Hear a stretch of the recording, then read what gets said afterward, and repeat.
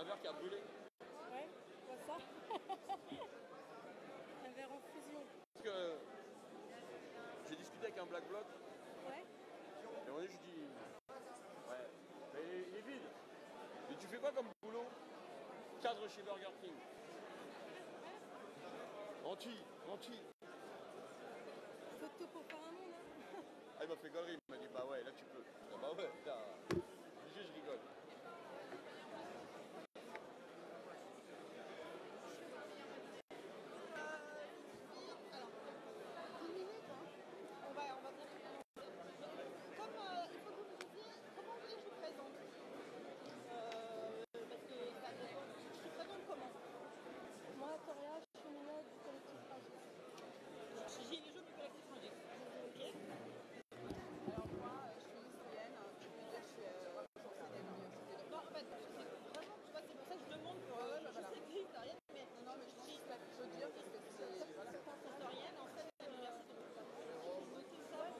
Ah, t'as carrément un micro maintenant? Oh là là.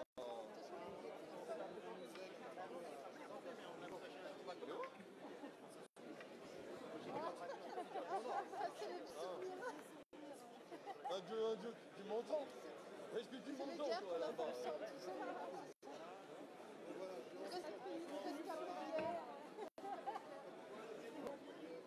Bon, c'est bien fini ou quoi? T'as déjà fait sur les films? Donc, Victoria, Cheminote, Collectif. Bon, voilà, on va parler d'Europe, je sais pas si sinon c'est bon. Ok. Oui. Je sais pas, je dois voir ce qu'on dit aujourd'hui quoi.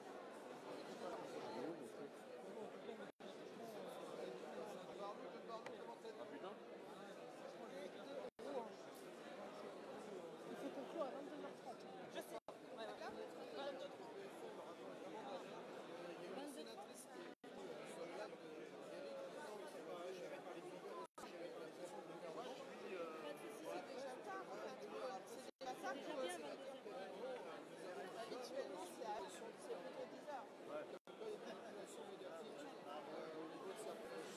J'ai pas reçu toute ton intervention tout à l'heure, mais c'est pas grave, je pense. T'as vu déjà le début?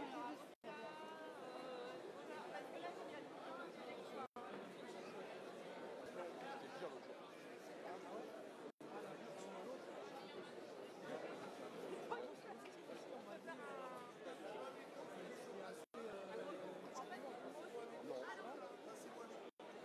Oh!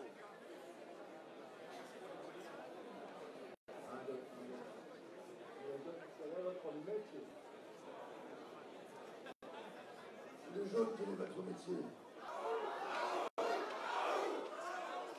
La motivation est toujours là, messieurs, dames. Je suis ravi de voir que la salle soit pleine.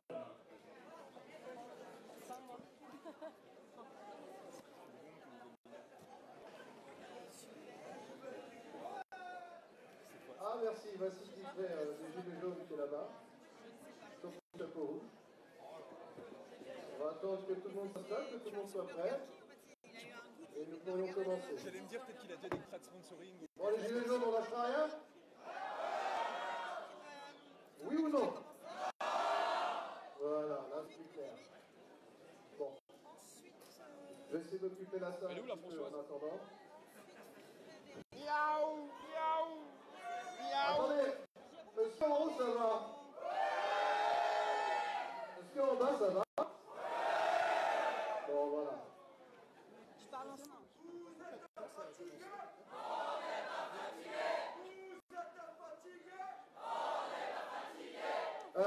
C'est en haut qu'on crie les plus fort? Ou c'est en bas? Dans 2 minutes, l'AG va commencer, messieurs, dames. J'amène. Le sien en tout cas? Comment? Oui. Emmanuel, oh tête, on vient te chercher chez toi.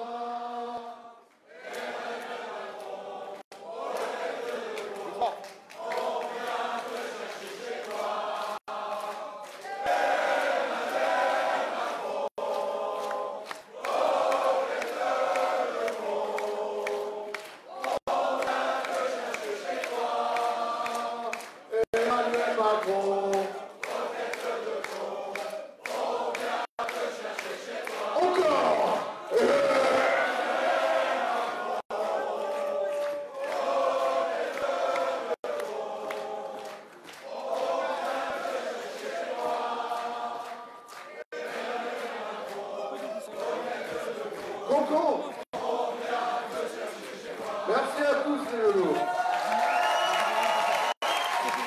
Le peuple ne lâchera pas.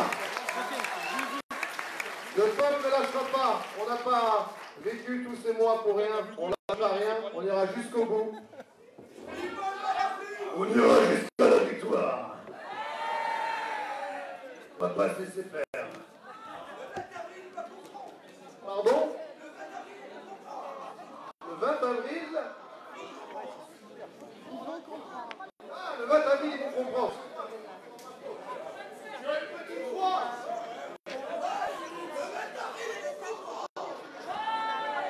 CRS, quel est votre métier? Hein? Ah bah, elle est toujours là. Non, tu dis CRS, quel est votre métier? CRS, quel est votre métier? Miaou, miaou, miaou.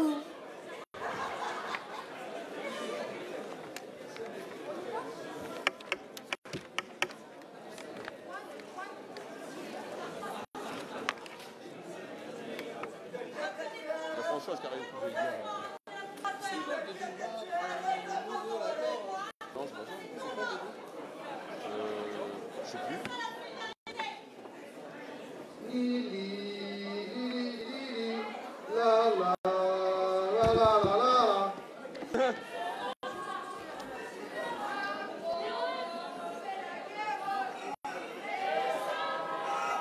Attendez, on va recommencer. Macron nous fait la guerre.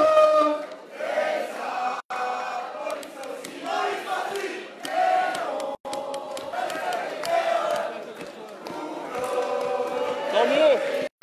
Oui. Bon, est-ce que tout le monde est prêt? Installez-vous, François Bono, Jérôme Rodriguez, Juan Branco. Juan Branco, Bravo. Victoria, Ludivine, Frédéric, et voilà. Et je vais te dire en premier, Jérôme Rodriguez. Voilà, vous pouvez vous applaudir vous-même tous d'être venus ici. Vu la salle est bien remplie, ça montre que le mouvement ne s'essouffle pas. Non, loin de là. Et on peut applaudir aussi ceux qui sont là parmi nous.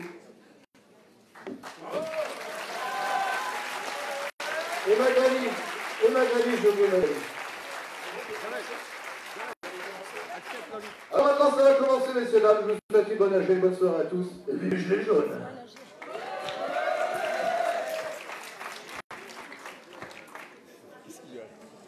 Merci à tous. Donc on va commencer. Si vous voulez vous asseoir sur le côté, enfin, installez-vous. On commence en 10 secondes. La première personne qui va prendre brièvement la parole, c'est la Victoria, qui arrive de Saint-Nazaire. Elle était ce week-end à Saint-Nazaire. Et Victoria est cheminote et elle fait partie du collectif des Gilets jaunes de Rungis. C'est elle qui ouvre la parole ce soir.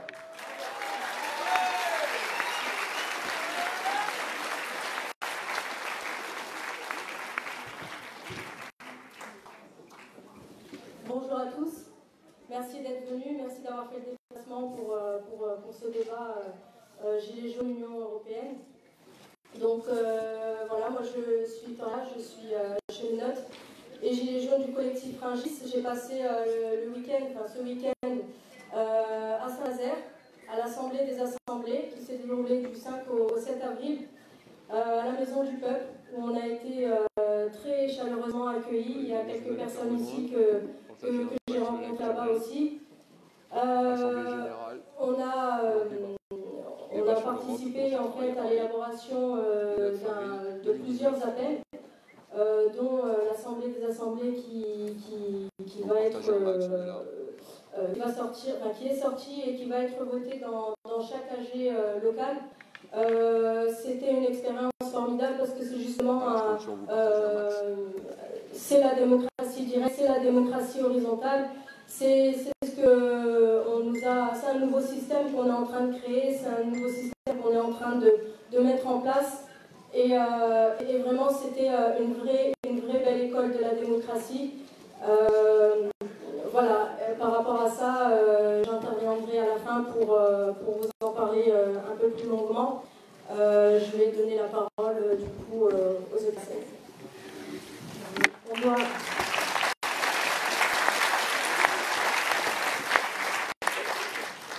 On doit aussi chaleureusement remercier les gens qui CGT qui s'est porté garante pour qu'on puisse aller à la salle, donc je les remercie.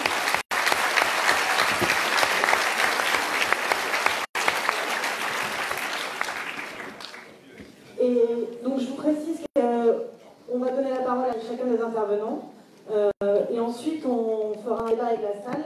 Et donc si vous avez des questions, vous pouvez déjà commencer à les noter. On passera et on récupérera des questions écrites sur papier pour les choisir suivant le nombre de questions, enfin les choisir, en tout cas les tirer au sort et permettre aux intervenants de répondre aux questions. La première personne qui va prendre la parole est Ludivine Bantigny. Elle est historienne et enseignante à l'Université de Rouen.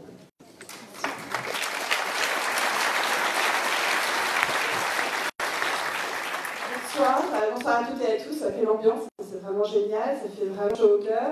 Merci de votre présence, merci beaucoup en particulier à Amama et à Magali d'avoir organisé cette rencontre. Je pense que les débats vont être à la hauteur de cette ambiance et j'espère qu'on pourra aussi discuter un peu stratégie. Et je crois que la première chose qu'on peut dire à cet égard, c'est qu'il faut avoir à la fois de la fermeté et une forme d'humilité. Fermeté sur ce qu'est l'Union européenne. Je parlerai davantage d'Union européenne que d'Europe, malgré le titre qui a été donné à cette soirée, les Gilets jaunes et l'Europe. Je pense que c'est une première équivoque qu'il faut lever parce qu'évidemment, c'est le grand piège du clivage qui nous est sans cesse assigné, qui nous est sans cesse imposé, c'est-à-dire si vous n'êtes pas pour l'Europe, alors vous êtes des frileux, alors vous êtes des nationalistes, vous êtes des poussiéreux, vous n'êtes pas ouverts sur le monde, vous n'êtes pas des cosmopolites, etc. Et ce clivage qui s'accompagne souvent d'une véritable condescendance de classe, qui s'accompagne vraiment d'un mépris de classe, il faut pouvoir l'affronter directement en levant cette équivoque. Quand on évoque l'Europe, c'est bien une Union européenne des marchés avant tout, dont il est question. Ça, c'est la première chose. Et en même temps, humilité. Alors, en particulier, moi, j'ai une humilité qui paraît évidente. D'abord, parce que les Gilets jaunes et l'Europe, c'est un thème qui est difficile à aborder, comme si les Gilets jaunes formaient une sorte d'entité homogène, etc. Donc, je pense que précisément, c'est d'autant plus important que la salle puisse, que vous, dans la salle, vous puissiez intervenir pour indiquer aussi votre point de vue et les perspectives qu'on peut construire ensemble. Humilité aussi sur la question même des consignes de vote ou pas, ou la question même du boycott des élections européennes, même si sans doute on en parlera. En tout cas, je pense pas que ce soit mon rôle ici d'en parler, même si j'ai ma petite idée sur le sujet. Alors je remercie d'autant plus les organisatrices et organisateurs du débat de ce soir d'avoir choisi ce sujet. Parce que, comme on en parlait à l'instant en aparté avec Amama, en fait, c'est un sujet qui est très âpre, qui est en permanence dessiné comme un piège, qui vient justement nous enfermer dans les clivages dont j'ai déjà un petit peu parlé. Mais justement, c'est très important de le prendre à bras-le-corps, voilà, de ne pas se laisser happer par ces espèces d'oppositions qui nous ont sans cesse imposées, en fait. Je pense par exemple à ce que dit régulièrement Bernard-Henri Lévy, notamment à chaque fois qu'il y a des élections européennes, à chaque fois qu'il y a un vote à effectuer, une position à prendre sur l'Union européenne, et notamment quand il oppose, alors je le cite, l'esprit à la crétinerie. Voilà. L'esprit et la crétinerie. Ce qu'on a aussi trouvé, c'est par exemple au moment, vous vous en souvenez peut-être, au moment du vote sur le traité constitutionnel européen, ce qu'on pouvait trouver dans la presse, c'est qu'il y avait d'un côté un oui raisonné, et de l'autre un non tripal. Voilà, c'était de l'ordre de quelque chose de malsain, pas raisonné, etc. Méfiance aussi à avoir évidemment à l'égard de tous les discours apocalyptiques, et vraiment apocalyptiques au sens, par exemple, de ce qu'un Dominique Strauss-Kahn avait pu justement avancer en 2005 quand il parlait de l'éventualité du non et qu'il évoquait comme, alors je le cite aussi, un effet de souffle d'une bombe atomique. Voilà, effet de souffle d'une bombe atomique. Si on disait non à ce traité constitutionnel européen, ce qui s'est produit de fait en 2005, ça se fait véritablement un cataclysme à la manière d'une bombe atomique, où Jacques Delors aussi, dont on pourra reparler en fait, du rôle, qui parlait d'un cataclysme politique. Là aussi, je ne vais pas m'étendre sur les propos de Bernard-Henri Lévy, parce qu'on en a chopé, donc on ne va peut-être pas y passer la soirée, mais précisément, lui aussi tient ce type de discours en disant que ceux qui voudraient, qui envisageraient de briser justement la perspective, le carcan dans lequel enferment les traités, eh bien, ça serait une volonté quasiment de tout casser et, pour le citer encore, de se suicider. Donc, c'est d'autant plus important d'aller au-delà de ce mépris, encore une fois, de cette condescendance qui est vraiment une condescendance de classe qu'on trouve beaucoup dans les médias à chaque fois qu'il s'agit d'Union européenne. Je pense que c'est quand même important pour autant de partir de ce que disent certains responsables politiques, y compris parmi ceux et celles, et c'est surtout ceux en l'occurrence, qui ont fabriqué, en fait, qui ont contribué très largement à fabriquer l'Union européenne. Donc, je ne sais pas si vous avez entendu cette interview de Valéry Giscard d'Estaing avec le tout aussi fameux Nikos Aliagas sur Europe 1, il y a quelques jours. Et vraiment, Giscard d'Estaing, malgré son grand âge, il ne fait pas preuve de sénilité. Hein. Je peux vous dire qu'il est très clair dans son cynisme antidémocratique. Qu'est-ce qu'il a dit? Parce que donc, Aliagas disait c'est inquiétant, les élections européennes, qu'est-ce qui va se passer? Il y aura peut-être une abstention très forte, etc. Et Giscard d'Estaing a dit, mais très tranquillement, hein, vraiment très tranquillement, il a dit en fait, les élections européennes, c'est pas très important. Hein. Pourquoi? Parce que le Parlement européen, c'est pas très important. Hein. Et d'ailleurs, je le sais parce que c'est moi qui l'ai créé. Dans les années 70, il a dit clairement ça. Pourquoi? Il dit, mais le Parlement européen, c'est pas très important, puisque de toute façon, l'unique rôle qu'il a, c'est de vérifier la compatibilité des textes proposés par la Commission avec les traités. Voilà, c'est tout. Donc en fait, c'était une manière d'avouer très tranquillement, là aussi, hein, très, très cyniquement, qu'il y a un enjeu démocratique extrêmement puissant qui nous intéresse en tant que mouvement des Gilets jaunes, qui, là, est à déminer. Parce que, clairement, l'aveu qui est effectué là, c'est que ces instances européennes n'ont rien de démocratique. Et c'est vrai que c'est du jamais vu, quand même, dans la période politique contemporaine, que des instances non élues aient des pouvoirs aussi exorbitants. Donc, je pense que c'est très intéressant qu'on mène ce débat ensemble, qu'il y ait une politisation de la question européenne, parce que très longtemps, l'Europe s'est apparue quasiment comme relevant du domaine des affaires étrangères, et comme chacun sait, le domaine des affaires étrangères, ça échappe complètement au champ démocratique, hein, ça échappe complètement à la discussion politique, mais en fait, aujourd'hui, c'est important justement qu'il y ait une politisation de ces enjeux européens, tout simplement parce que l'Union européenne, c'est pas une entité abstraite, voilà, que tout se mènerait à Bruxelles, et on sait très bien que c'est pas à Bruxelles qu'on va changer la vie, pour reprendre l'expression de Rimbaud, et pourtant c'est ce qu'on veut quand même avec ce mouvement. En fait, l'Union européenne et ses décisions nous concernent directement, concernent nos vies quotidiennes, nos vies ordinaires, et c'est en ça qu'il faut s'emparer du sujet et ne pas le laisser à ceux qui entendent décider à notre place et qui entendent aussi utiliser les armes de ce qu'ils appellent la gouvernance. C'est un mot qui nous vient justement de ces institutions, de ces instances non élues. La gouvernance, qui est un mot qui s'est imposé peu à peu, mais qui est à l'opposé de la démocratie, parce que la gouvernance, à l'origine, c'est un terme qui régit la sphère économique. Alors, moi, c'est vrai que j'interviens, et rapidement, bien sûr, plutôt comme historienne de tout ça, hein, de cette période-là. Donc, très schématiquement, ce qu'on peut se rappeler sur la manière dont les responsables politiques de haut rang se sont emparés de la question européenne, on peut se rappeler de ce que disait François Mitterrand en 1983. Il a eu une phrase importante, me semble-t-il, parce qu'elle est pleine d'enjeux politiques et démocratiques décisifs.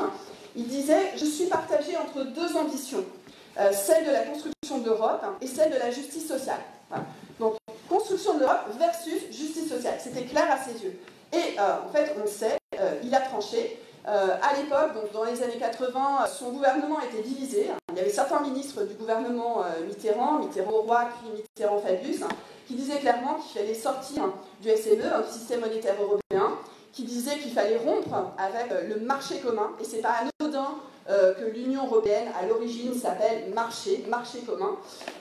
Et finalement, ce n'est pas la position qu'a adoptée Mitterrand. La position qu'il a adoptée, c'est, comme on le sait, celle de Jacques Delors, hein, qui a été son ministre de l'économie et qui a été aussi pendant 10 ans président de la Commission. Et Delors a écrit notamment un livre en 1985 qui était très clair, là aussi, dans son cynisme politique, puisqu'il disait le Parti socialiste va accomplir une cruelle et stupéfiante révolution. Alors déjà, c'était une manière très aisée, évidemment, d'employer le mot révolution. Et qu'est-ce que c'était à ses yeux? C'était le fait d'imposer, notamment grâce au marché commun, comme on l'appelait encore, d'imposer ce qu'il appelait des réalités, je cite, des réalités aussi immuables et éternelles que les étoiles dans la nuit. Alors ça peut paraître romantique comme ça, mais de quoi il voulait parler? Les étoiles dans la nuit, hein, c'était c'est le marché, la compétition, la concurrence exacerbée. Et c'est évidemment ce qui l'a emporté. D'ailleurs, l'essayiste Jean Lacouture a une formule, là aussi assez tranchée à ce sujet. Il a dit, à partir du moment où le choix, tel que Mitterrand l'avait posé, c'est-à-dire justice sociale versus construction européenne, à partir du moment où Mitterrand a fait son choix, Lacouture a dit, là aussi je vais citer plus précisément, c'est une victoire sans réserve de l'Europe sur le socialisme. Voilà. Donc les choses étaient assez claires d'un point de vue politique. Les années 80 ont été marquées par, je ne vais pas vous faire toute l'histoire des actes et des traités, bien sûr, mais Fontainebleau, 84, c'est ce qu'ils ont appelé le marché communautaire des capitaux, clairement. Donc il s'agissait de faire face à une crise aussi, qui était une crise de la baisse des taux de profit, hein, tout simplement. Hein. Il y a évidemment des conditions matérielles, structurelles, économiques sous-jacentes à ces politiques. Donc pour faire face à cette question cruciale des profits et de la chute du taux de profit dans les années 70-80, c'était déréguler, privatiser, accomplir en fait une libéralisation de tous les secteurs de l'économie, hein, ce qui s'est réalisé par étapes avec l'acte unique en 1986, faire de la concurrence notamment l'alpha et l'oméga de tous les secteurs, donc peu à peu comment tous ces secteurs ont été grignotés par l'emprise du marché. Donc on l'a retrouvé dans ce qui s'est peu à peu appelé par exemple l'économie de la connaissance, par exemple les services publics qui ont disparu comme tels, hein, dans la formulation même, qui ont disparu au profit de services d'intérêt général, qui doivent eux aussi être soumis à la concurrence libre et non faussée, pour reprendre la formule notamment employée dans le traité de Maastricht. Traité de Maastricht, je ne vous la refais pas, puisque vous connaissez tout ça, hein, c'est là aussi une manière d'avoir un nouvel impératif catégorique, mais qui n'a rien de philosophique, hein, qui est purement économique, avec cette question des 3% du PIB. Et ça supposait aussi, et ça c'est vraiment tout à fait crucial pour le mouvement actuellement, c'est notamment la financiarisation des dettes publiques. Ça veut dire que dans le marbre des traités est gravé l'impératif, l'interdit pour les États d'emprunter à leur banque centrale, mais il leur faut, pour financer leurs dettes publiques, avoir recours au marché. Donc ça c'est aussi quelque chose d'une spirale véritablement infernale, et on sait à quel point tout le discours sur la dette sert à justifier les politiques drastiques de mise en cause des services publics, de compression salariale, de tout ce qui concerne justement le fait qu'il n'y avait plus désormais pour variable d'ajustement que la baisse des salaires, directe ou indirecte, c'est-à-dire la sécurité sociale, les retraites, etc. Alors pour terminer, je pense qu'il y a, je dirais, 3 choses pour conclure. La première, c'est que l'Union européenne, elle nous a engagés dans un temps politique particulier, avec lequel, il me semble, le mouvement des Gilets jaunes est en train de rompre. C'est un temps de la précipitation, de la fuite en avant, de l'urgence, et aussi le temps de l'irréversibilité. Voilà. Parce que c'est ça, en fait, la construction européenne, elle avance comme si, de toute façon, c'était une fatalité. Il n'y a pas le choix, donc c'est irréversible. Et c'est aussi ce contre quoi cette assignation à la fatalité, ce contre quoi il faut lutter. C'est pour ça qu'il faut aussi se réemparer du sujet. La deuxième chose, je la puise chez un grand absent d'ici, dont j'imagine que vous regrettez justement son absence. Il ne pouvait pas venir ce soir, c'est Frédéric Lordon. Et donc, dans le dernier numéro du Monde diplomatique, en celui de mars en tout cas, il a un papier très intéressant sur l'Union, à propos, sur le rapport entre l'Union européenne et le mouvement des Gilets jaunes. Il dit qu'en fait, juste dire, semble-t-il, toutes les aspirations du mouvement, ce sont ces aspirations à des alternatives politiques radicales au sens de la racine du système, elles vont se heurter toujours au mur des traités. Et donc c'est ça qu'il faut aussi prendre en charge. Il a une formule assez drôle où il dit que, notamment dans les organisations de gauche, l'euro est comme un objet transitionnel. Un objet transitionnel que Freud et la psychanalyse l'ont théorisé, c'est les doudous, quoi. Un objet transitionnel, c'est une tétine ou un doudou. Donc c'est vrai que l'euro, il a été fétichisé un peu comme si on n'avait pas le choix. Et donc ce que dit Lordon, là aussi ça me semble important, c'est comment sauver l'Europe d'elle-même. C'est-à-dire pouvoir dire qu'on est européen tout en rompant radicalement avec ces perspectives des traités. Et pour terminer, le dernier point, c'est que, évidemment que, je l'ai résumé très très rapidement et bien d'autres vont y revenir beaucoup plus précisément que j'ai pu le faire, mais que, en fait, ce carcan des traités, ce carcan de cette monnaie, avec ce qu'elle impose, me semble incompatible avec le projet des Gilets jaunes qui s'appuie sur justice fiscale, justice sociale, égalité et dignité et démocratie. Mais ça n'empêche pas qu'il faille penser l'Europe à partir de ce projet, et je pense qu'on est là aussi vraiment pour en discuter. Merci.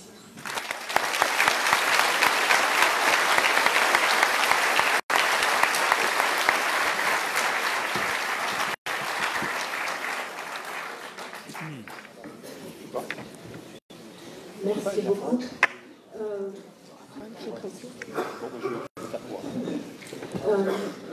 Merci beaucoup les deux.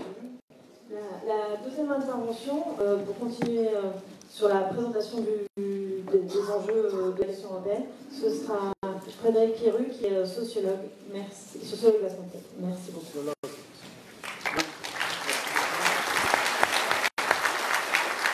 Ravi d'être là. Alors, effectivement, une précision que Ludivine a faite et que je retiens à dire, c'est que parler de l'Union européenne, ça n'est pas parler de l'Europe. Hein. C'est-à-dire qu'il faut savoir que ce sont les théories populaires qui ont inventé la notion d'internationalisme au XIXe siècle, et que, comme toujours, ce sont les élites, avec un grand Z, qui nous ont volé l'internationalisme pour le retourner contre nous. Hein, d'accord. Donc il faut toujours être au clair avec ça. Critiquer l'Union européenne, ça n'est pas critiquer l'Europe. Hein, évidemment, on est tous pour l'Europe, mais pour une autre Europe. Donc ça, c'est précisé. Alors, je regardais, vous avez suivi ça avec grand intérêt certainement, les résultats du grand débat. Moi, j'ai regardé ça avec intérêt. Voilà, donc, vous avez suivi que ce qui posait problème, c'était les dépenses. Donc, il y a trop d'impôts, donc il faut baisser les impôts. Donc, vous avez compris que derrière, s'il faut baisser les impôts et qu'il faut rester dans les clous de l'Europe, alors il faut baisser les dépenses publiques. Bon. Et moi, je suis un spécialiste de la santé. Alors, il se trouve que dans les résultats du grand débat, eh ben, la santé, alors c'est pas vraiment une surprise quand vous êtes sociologue, la santé est une priorité des Français. Donc, les dépenses de santé, c'est une priorité des Français. Et pourtant, on va couper, on va faire des économies dans la santé pour rentrer dans les clous budgétaires imposés par les eurocrates de Bruxelles, eux-mêmes d'ailleurs prenant leurs ordres à Berlin. Je voulais juste, j'ai pas assez de temps, mais je voulais vous faire part d'une grande découverte scientifique, une grande percée scientifique récente, qui prendrait trop de temps pour vous démontrer, mais vous avez tous entendu que normalement la marche, c'était bon pour la santé. D'accord.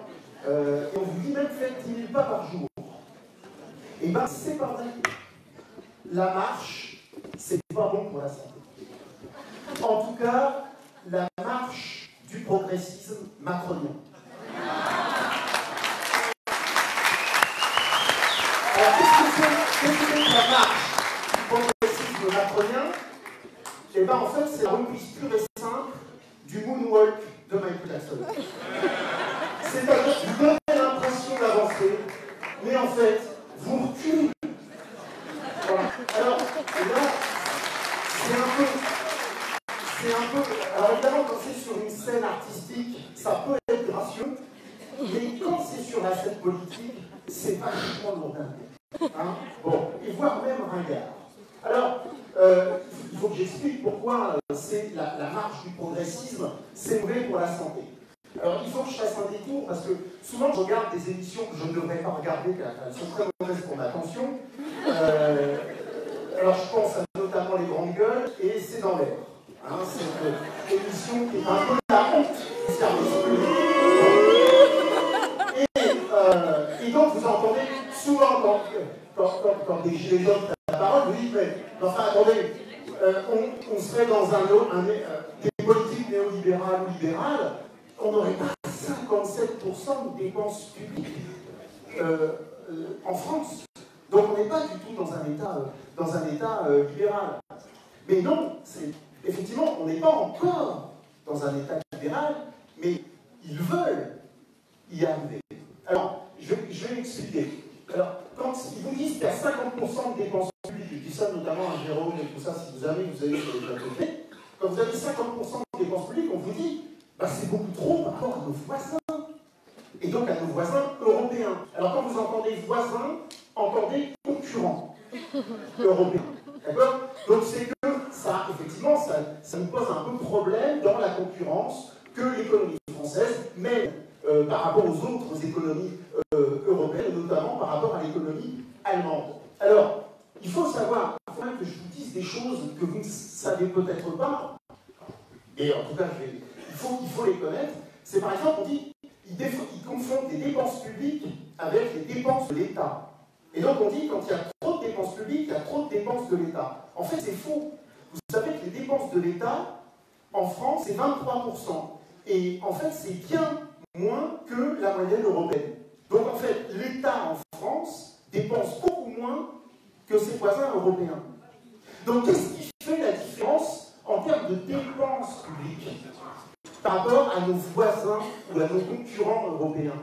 Eh bien, vous allez vite comprendre avec les politiques et les annonces qui sont faites par le gouvernement, c'est les retraites et la santé. C'est-à-dire que là où des pays ont choisi de financer, par exemple, les retraites par fonds de pension ou par capitalisation, nous avons décidé de les financer par la sécurité sociale. Là où des pays ont préféré financer leurs dépenses de santé par des assurances santé, nous, on les a financés par la sécurité sociale. Alors d'ailleurs, au passage, je vous renvoie ainsi, pour plus de détails, au grand film de Gilles Perret, La Sociale, hein, qui explique ça très très bien. Bon, alors, évidemment, vous avez compris que, comme on est déjà à l'os sur les dépenses de l'État, et que vous voyez bien, et c'est une des raisons pour lesquelles les Gilets jaunes se mobilisent, c'est-à-dire qu'on voit bien que les services publics sont en train de se retirer des zones rurales et périurbaines, donc on est déjà à l'os dans les dépenses de l'État. Donc, qu'est-ce qu'ils annoncent? Ils annoncent des réformes, contrairement à ce qu'ils avaient dit pendant la campagne électorale, une réforme des retraites. D'accord? Et ils vont faire bouger l'âge pivot. Enfin, l'âge légal pour partir en retraite. Et qui ça va pénaliser? Vous, les Gilets jaunes. Ceux qui ont commencé à bosser jeunes, ceux qui ont des boulots intermittents, ceux qui ont des boulots pénibles et qui ont usé leur santé, c'est eux qui vont payer la réforme des retraites qui est dans les tuyaux. Donc ça, il faut que vous l'ayez en tête. C'est ça le progressisme de Macron, c'est de pénaliser ceux qui ont déjà été pénalisés par les politiques menées depuis les années 80. Et puis, ils vont économiser sur la santé. Ils vont économiser sur la santé parce que c'est là où il y a de l'argent à prendre.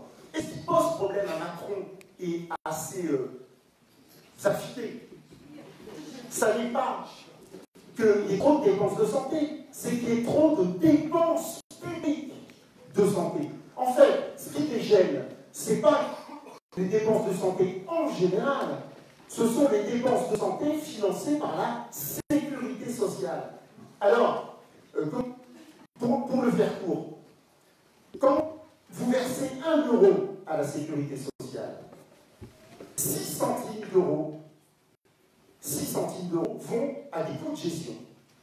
Quand vous versez 1 euro à votre complémentaire santé, c'est 25 centimes d'euros qui vont dans les coûts de gestion, des coûts de marketing, d'accord, et ou dans les poches des actionnaires quand ce sont des assureurs privés.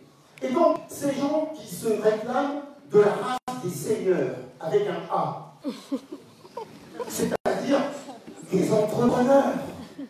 Normalement, quand vous êtes un entrepreneur, vous vous dites, entre un mode de financement à 6% de gestion des dépenses de santé et un mode de financement à 25%, normalement, si vous êtes un entrepreneur, quand vous faites des calculs, tout ça, vous êtes raisonnable, vous êtes même rationnel, pas comme nous.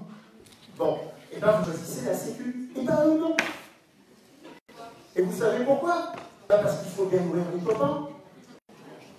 Voilà, il faut nourrir les copains. Donc, j'en finirai là. Alors, pourquoi je vous disais au début, pourquoi la marche, le moonwalk macronien est mauvais pour la santé? Et quand je dis que c'est que le moonwalk européen est mauvais pour la santé. Eh bien, ce sont deux épidémiologistes britanniques prestigieux qui nous le disent. Et alors, je vais les citer. Ils s'appellent Richard Wilkinson et Kate Pickett. Et je vous cite dans leur dernier ouvrage. Ils expliquent le choix auquel nous sommes confrontés est simple. Nous pouvons développer nos sociétés dans leur dimension verticale et hiérarchique, ou bien leur dimension horizontale et égalitaire. Nous pouvons renforcer les inégalités et les divisions de statut qui nous séparent, ou bien les réduire. Nous pouvons accentuer les signes extérieurs de supériorité et d'infériorité, ou bien les atténuer pour améliorer la qualité de nos relations sociales et le bien-être général. Toutes les preuves avancées ici convergent épidémiologiquement. Une plus forte inégalité accroît l'anxiété sociale et intensifie ses coûts psychologiques et sociaux pour une très vaste majorité de la population. Je ferme les guillemets. Autrement dit, qu'est-ce qu'ils nous disent? C'est que l'égalité est bonne pour la santé et que l'inégalité est mauvaise pour la santé. D'accord? Bon. Et c'est l'ironie tout ça. C'est que c'est pas seulement votre santé de gilet jaune qui bâtit des politiques impulsées par l'Union européenne et par Macron. C'est même la santé de nos oligarques. C'est-à-dire que même les plus riches pâtissent, la santé des plus riches pâtit d'une société de plus en plus inégalitaire. Alors nous, on est bienveillants. On est bienveillants. On veut que nos oligarques soient en bonne santé. Non, si. Oh, si, on veut. Attendez la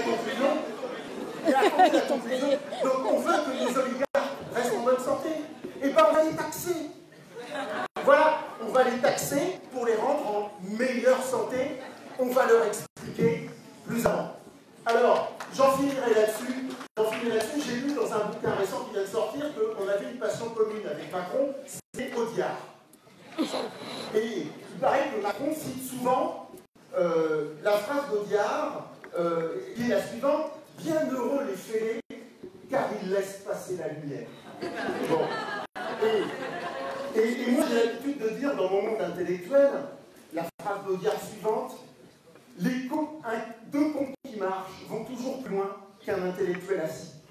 Et bien, avec Macron, j'en suis plus sûr.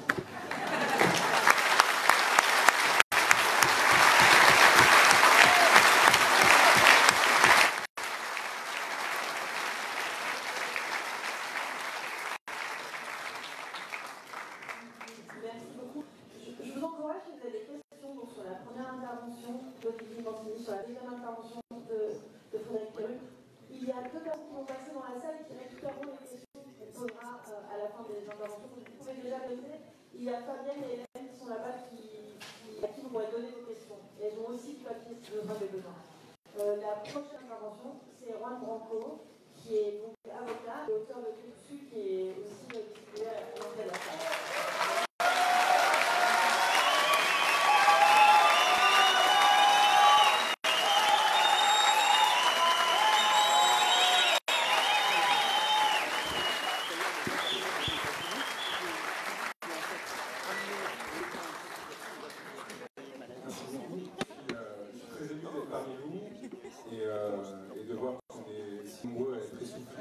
De ce mouvement.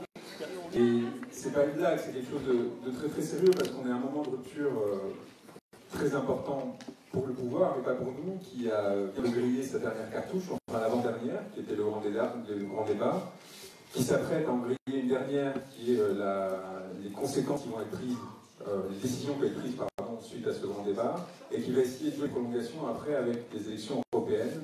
On va essayer de mettre en scène une sorte de reprise en main de l'espace démocratique et de montrer en fait tout allait bien et qu'il n'y avait plus de problème. Donc voir qu'on est si nombreux en fait à se désolidariser de cette petite mécanique qu'entretiennent un certain nombre de médias, pour ne pas dire la totalité, en complicité avec ce pouvoir, en acceptant notamment le fait d'avoir appelé pendant 3 mois cette organisation de meeting de propagande un débat, je pense que c'est un premier signal qui est envoyé qui est extrêmement fort.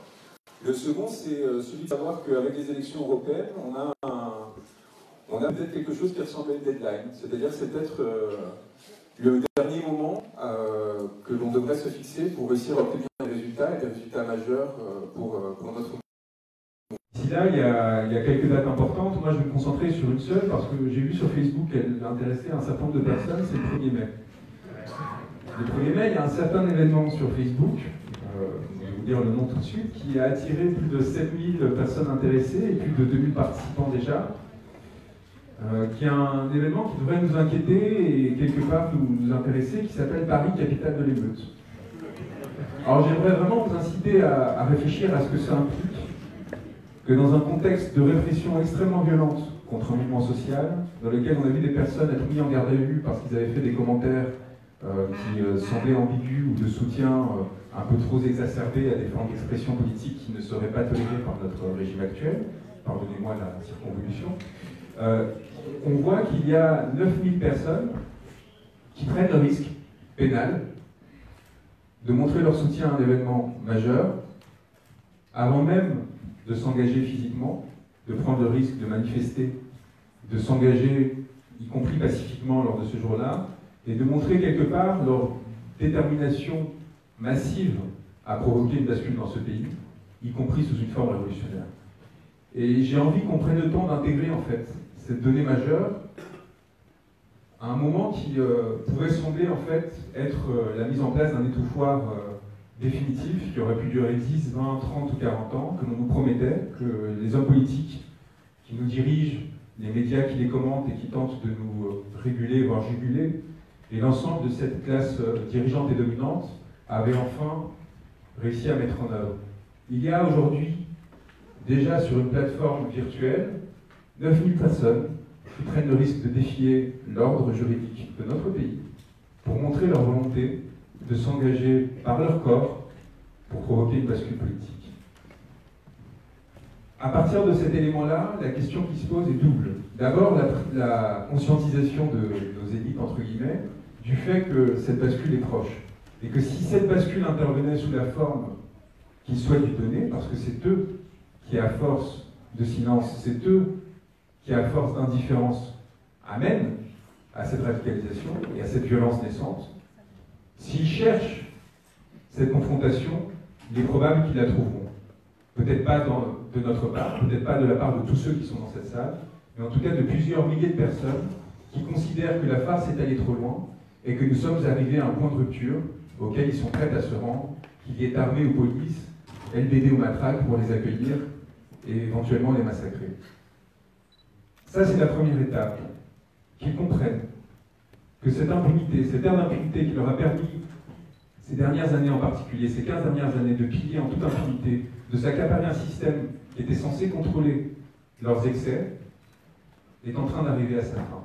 Et j'aimerais envoyer un message, parce que je vois qu'il y a plusieurs caméras, je ne sais pas s'il y a des médias institutionnels qui nous font pour la première fois l'honneur de leur présence, notamment au premier d'entre eux, non pas Emmanuel Macron, mais Édouard Philippe, que j'attends en prison, et très rapidement. Lui qui a menacé Maxime Nicole et Éric Drouet.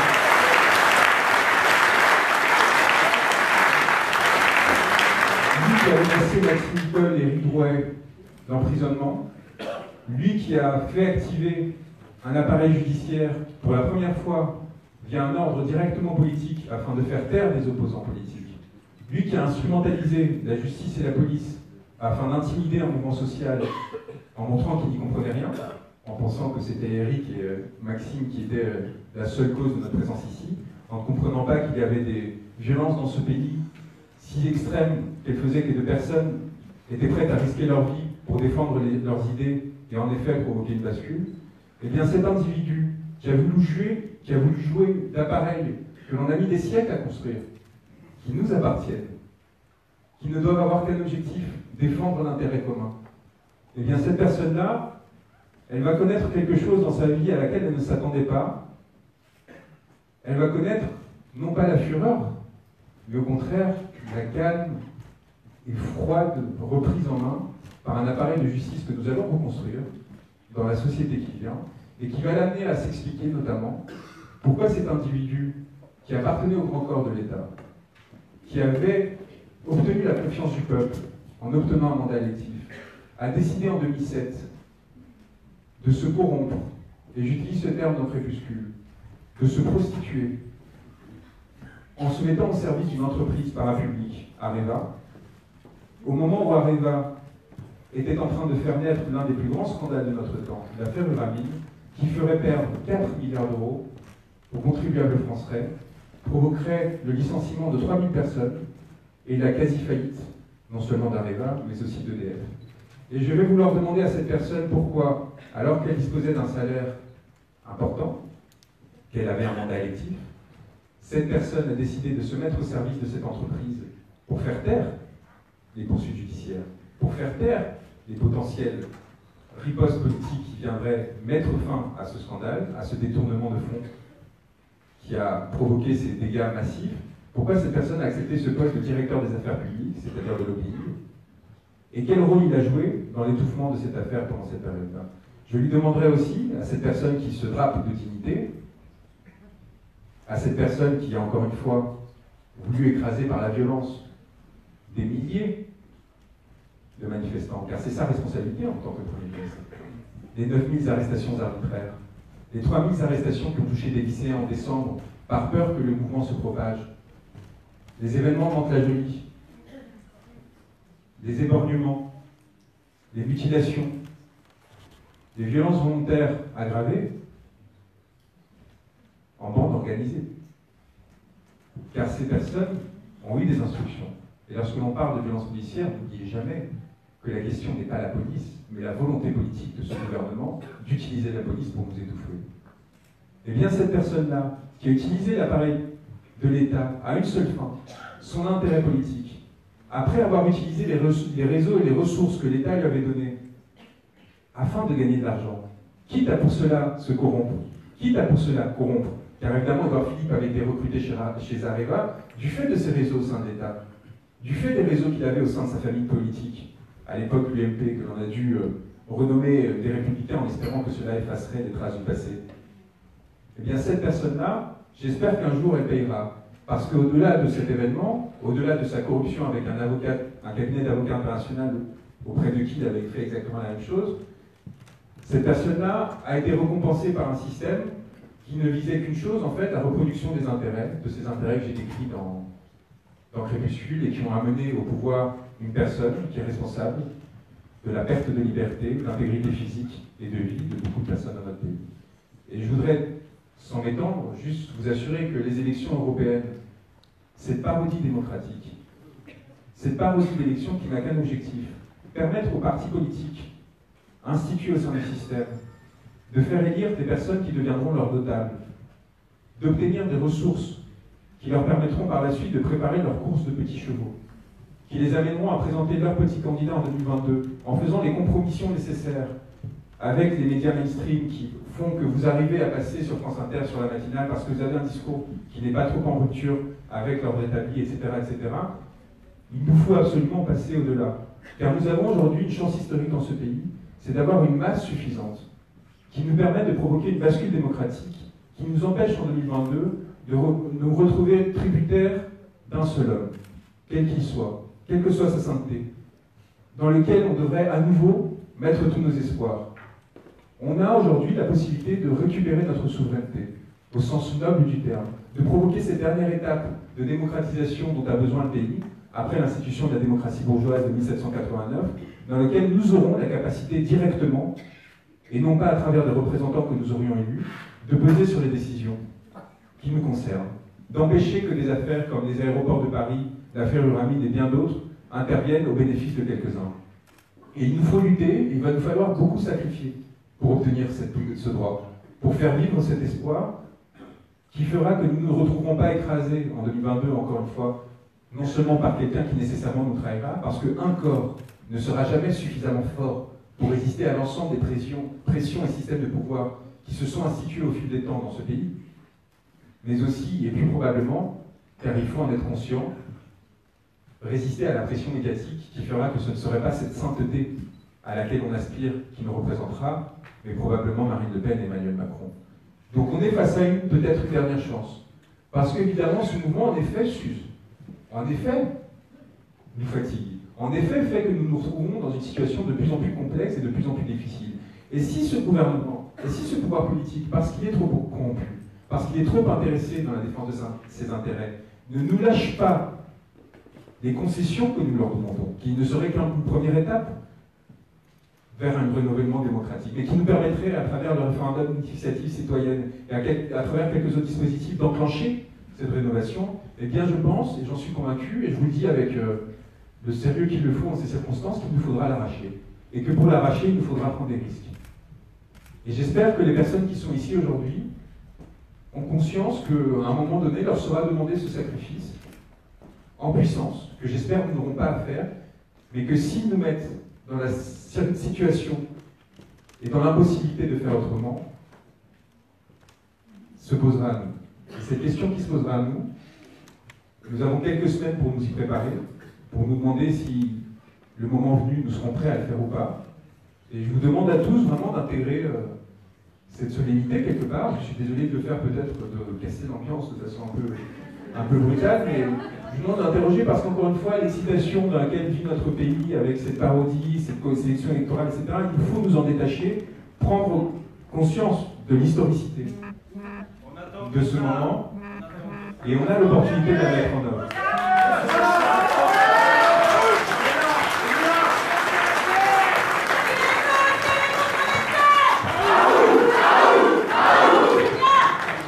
On va avoir besoin chacun les uns des autres, parce qu'il y a des personnes ici qui ont des familles, qui ont des travaux, qui ont des positions qui font qu'ils ne peuvent pas être dans une position d'expédition. Mais il y en a parmi nous qui ont cette chance-là. La vie leur a donné cette chance-là. Le système leur a donné cette chance-là, à force de les écraser, de les réduire à néant, de les mettre dans une précarité telle qu'ils n'ont peut-être même pas le choix. Eh bien, je vous demande, ceux qui n'ont pas ce choix-là, de se tenir derrière ceux qui auront ce choix-là. Et ceux qui pourront justement prendre ce risque-là. À nous de nous organiser, de prendre le temps dans les semaines qui viennent, de préparer ce moment, d'envoyer un message à ce gouvernement pour qu'il prenne conscience que ce n'est pas l'apparat de réponse démocratique qu'il est en train de mettre en place qui suffira, qu'il y a besoin en France d'une rupture radicale et que de toute façon, ils finiront là où je l'ai annoncé parce que ces personnes-là méritent cette prison qu'ils nous ont promis. Merci.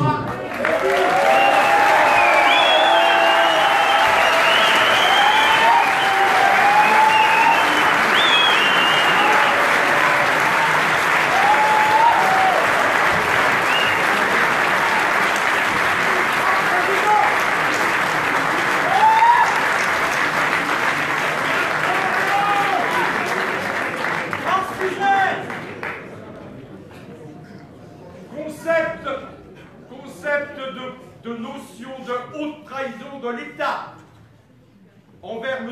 Philippe et M. Macron. Et Sarkozy. On va leur dire.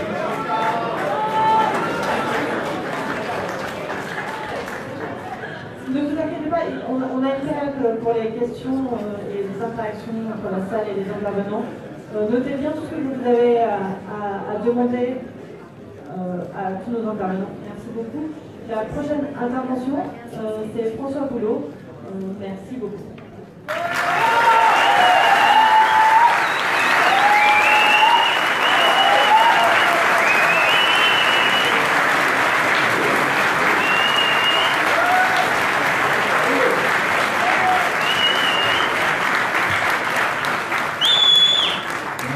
Merci beaucoup. Je suis très heureux d'être là parce que ça va me permettre de sortir des développements que je fais habituellement sur les médias traditionnels, où je répète à l'envi qu'on veut le rétablissement de l'ISF, le CICE pour les PME, la suppression de la flat tax, l'exit tax. Bon, je suis obligé de le faire parce que malheureusement, à l'évidence, ils ont des petits problèmes d'audition. Ils n'arrivent pas à comprendre. Ça fait 3 mois qu'ils nous demandent leurs revendications. Bon, je les répète à l'envi. Alors c'est pour ça que j'ai fait à un moment donné un projet de charte commune des Gilets jaunes. Il y a eu plus de 100 000 votes. Donc maintenant, on va pouvoir leur dire, moi, malheureusement, à l'évidence, vous n'arrivez pas à entendre. Donc maintenant, peut-être que vous savez lire. Ça va peut-être commencer à rentrer dans votre esprit. Bon. L'augmentation des salaires, elle peut notamment être financée par une baisse de cotisation sociale uniquement pour les PME. Le CAC 40 n'a évidemment pas besoin d'allègement de cotisation sociale pour financer des augmentations de salaire, puisqu'il distribue 57 milliards de dividendes en 2018. Donc on va juste en prendre un petit peu, voire beaucoup, dans la poche des actionnaire, et ça ne changera pas leur vie. Mais il faut le dire très clairement, ça c'est 30 milliards. Alors 30 milliards, c'est pas rien, hein, parce que le déficit français chaque année, on vous parle du déficit, c'est 75 milliards. Vous voyez, 30 milliards, c'est beaucoup. mais ce n'est pas suffisant. Et il faut être clair, tant qu'on sera dans les traités européens, on ne pourra pas mener une autre politique économique. Ce que je veux dire en préalable, c'est que, en fait, nous subissons ce qu'on appelle l'idéologie néolibérale depuis 45 ans. Alors, je voudrais essayer de définir le terme parce que, en tout cas dans mes amis, alors je sais que c'est peut-être pas forcément l'échantillon le plus représentatif de cette salle, mais ils ont plutôt voté Macron. Et ils ne savent pas trop ce que ça veut dire, en fait, l'idéologie néolibérale. Et pour eux, vous voyez, comme il y a le mot libéral, il y a le mot liberté, et donc spontanément on se dit, bah, la liberté c'est quand même vachement mieux que la prison. Et c'est vrai que je suis plutôt d'accord avec eux. Bon. Le seul problème, c'est qu'en fait, c'est pas du tout ça l'idéologie néolibérale. Donc j'ai un autre terme qui dit, à mon avis, beaucoup plus que c'est la dictature des ultra-riches, en fait. C'est-à-dire que toutes les règles sont faites dans leur intérêt, et puis quand il n'y a pas de règles, là, c'est aussi dans leur intérêt. Et donc c'est pour ça qu'on est condamné. Avec toujours cette même politique, on nous explique qu'en fait, il faut la croissance. Il faut toujours la croissance. Vous avez compris qu'avec cette théorie du ruissellement qui consiste à dire on va faire des cadeaux fiscaux aux plus riches, in fine, au mieux quand on arrive à la croissance, en fait c'est la croissance pour quelques-uns, les très privilégiés, et puis c'est l'austérité pour tous les autres. Voilà ce qu'est le modèle économique qu'ils appliquent depuis des années et des années.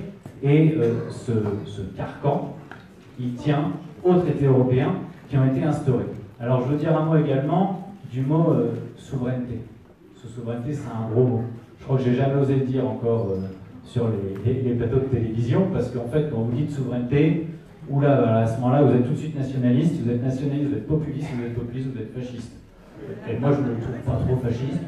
Donc, je voudrais essayer de réhabiliter le mot. Et en fait, pour le réhabiliter, c'est assez simple. Le général de Gaulle disait que, pour lui, la démocratie se confond exactement avec la souveraineté nationale.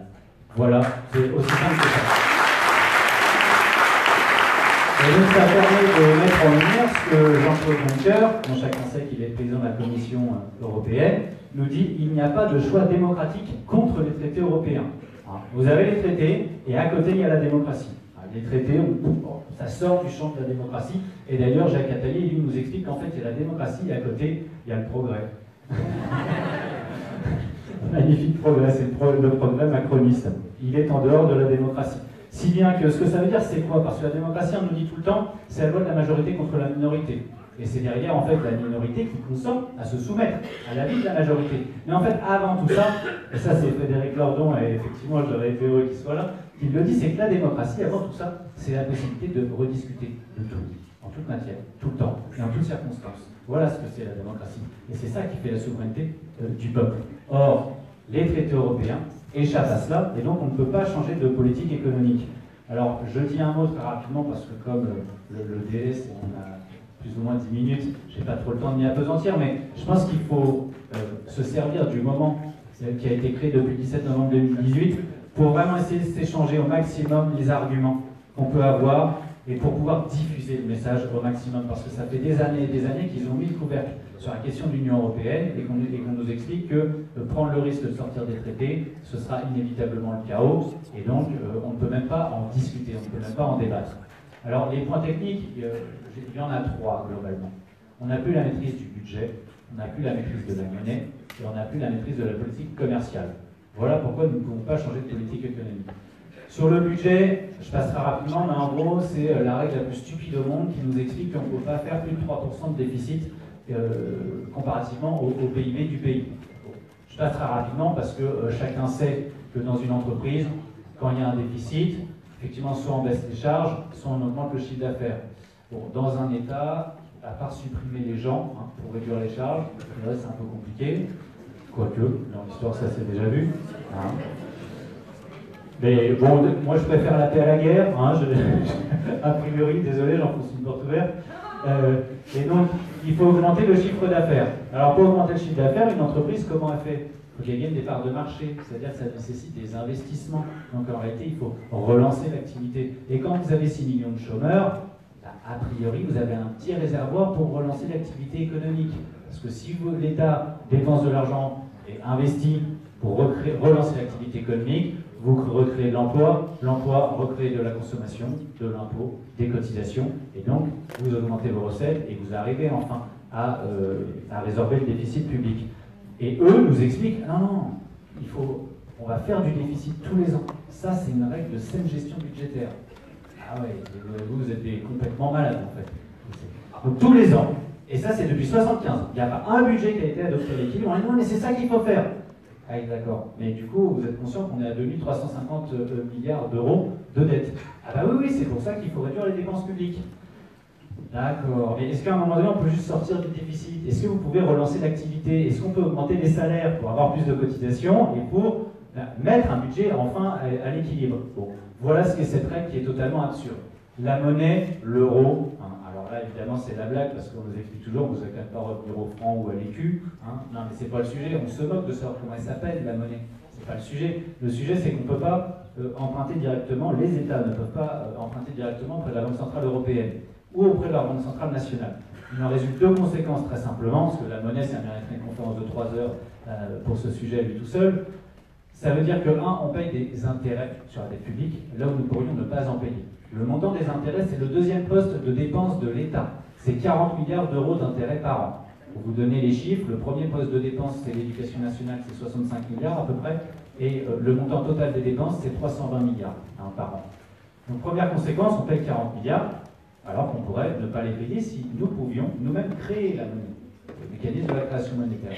Puis la deuxième conséquence, qui est peut-être encore plus vicieuse, c'est que si nous ne menons pas une politique conforme au marché financier, parce que nous sommes en l'état du coup obligés d'emprunter sur le marché financier, si nous ne menons pas une politique qui juge conforme à leurs intérêts, alors ils nous menacent d'augmenter nos taux d'intérêt à nous.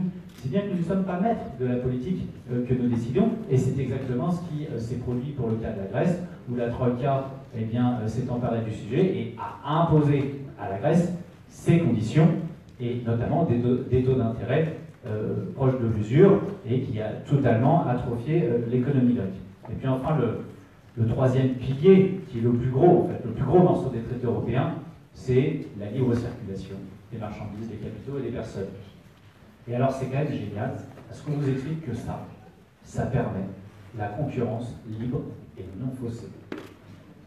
Alors, chacun a compris, a priori, vu le nombre de délocalisations qu'on se prend dans la figure depuis des années, des grandes entreprises installées dans les pays développés, et notamment la France, qui partent dans les pays de l'Est parce que là-bas il y a des salaires 5 à 10 fois inférieurs, chacun a quand même à peu près compris que la concurrence, d'accord, elle est libre, mais elle est totalement faussée. Donc en fait, vos traités, c'est la novlangue d'Orwell, ce qui est écrit est exactement le contraire de la réalité. Et puis on en arrive à cette situation absurde, donc les grandes entreprises délocalisent dans les pays de l'Est, et puis de la même manière, vous avez les travailleurs des pays de l'Est qui, via la directive travailleurs détachés, eux, viennent travailler dans les pays développés. Donc c'est le déménagement permanent du monde au sein même de l'Union européenne, et tout ça profite à qui, hein? Parce qu'à chaque fois on nous dit non mais nos gouvernants, si on pouvait faire autrement, quand même ils sont de bonne volonté, ils le feraient. C'est pas tout à fait comme ça en fait, hein. Ça sert les intérêts à qui profite le crime, c'est toujours la question qu'il faut se poser, là, aux banques, aux assurances et aux actionnaires des multinationales. Voilà à qui profite le crime, et voilà la raison pour laquelle il faut absolument sortir de ces traités. La monnaie, j'ai quand même oublié de dire quelque chose, c'est un outil, la monnaie, et en fait, en l'état, on a, nous, c'est pas compliqué, nous, les Français, on va dire qu'on chose du 45. Le problème, c'est qu'en fait, l'euro, c'est du 42. Alors, on nous dit, marche avec du 42. Non, ça ne marche pas, et il y a un institut allemand qui vient de sortir une étude, et qui a démontré que depuis l'euro, chaque Français a perdu 55 000 euros. Voilà. Ou 56 000 euros. 55 ou 56 000 euros. Voilà le coût par Français du passage à l'euro. Donc quand on nous dit qu'on n'a pas perdu d'argent, on aimerait savoir s'il ne se moque pas du monde. Alors, maintenant, une fois qu'on a posé le diagnostic, je vous raconte une petite anecdote.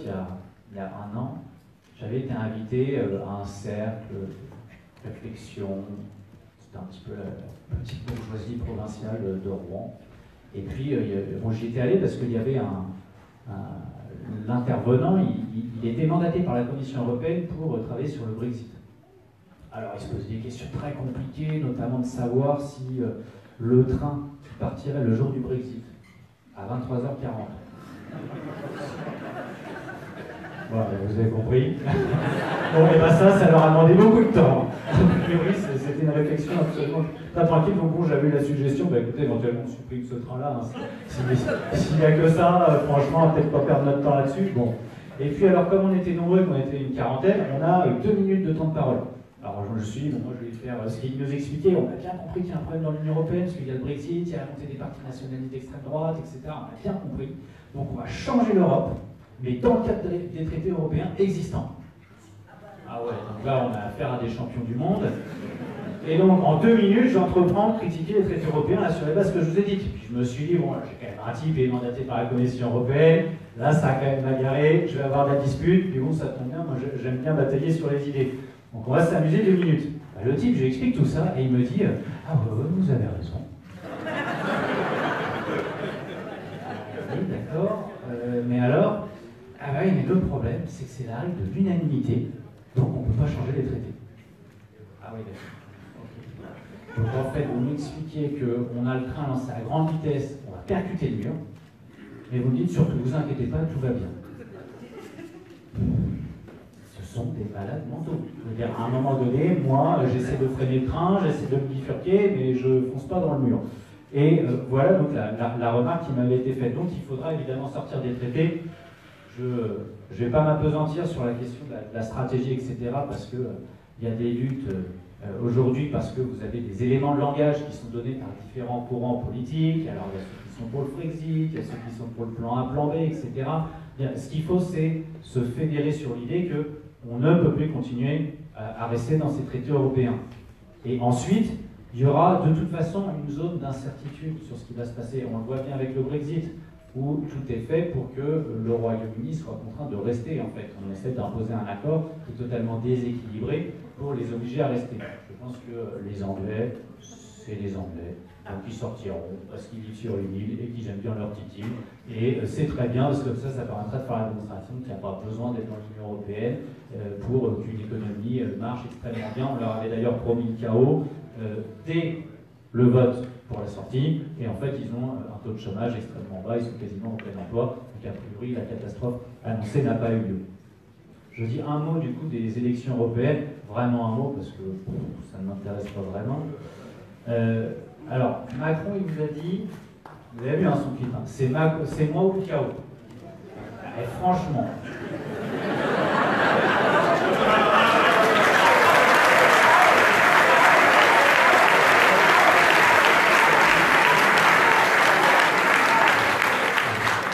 Vu la situation actuelle, j'ai envie de prendre le risque de ton chaos. Hein. Alors, du coup, moi, chacun fera ce qu'il veut.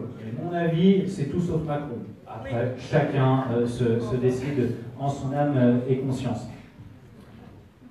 Et là, je suis assez d'accord, en fait. On ne se préoccupe pas des élections. Pardon. Ce n'est pas une personne, ce n'est pas Macron, c'est le système. Oui, mais bah, c'est un peu ce que j'ai expliqué avec l'idéologie néolibérale. Je suis parti très général, puis maintenant je ressens sur celui qui est mon petit préféré du moment. Hein, vous voyez Et du coup, là, il y a effectivement la fin du grand débat. J'en dis un mot parce que chacun des intervenants en a fait. Alors, bon, effectivement, j'en attendais pas grand-chose au début. Et puis, a priori, même le Premier ministre, il n'en attend pas grand-chose parce qu'il nous a dit il y a quelques jours, le risque déceptif est très important. Vous voyez, il a à peu près compris que ça va mal se passer, cette histoire. Donc, moi, pour conclure, j'ai un message maintenant à l'attention du pouvoir exécutif. Après le grand débat, bon débarras.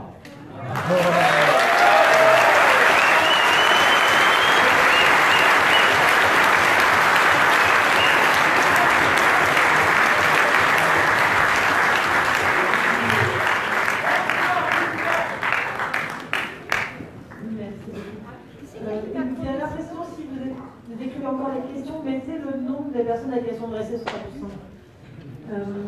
Et donc, pour l'avant-dernière intervention, merci beaucoup à Jérôme Rodriguez d'être ici.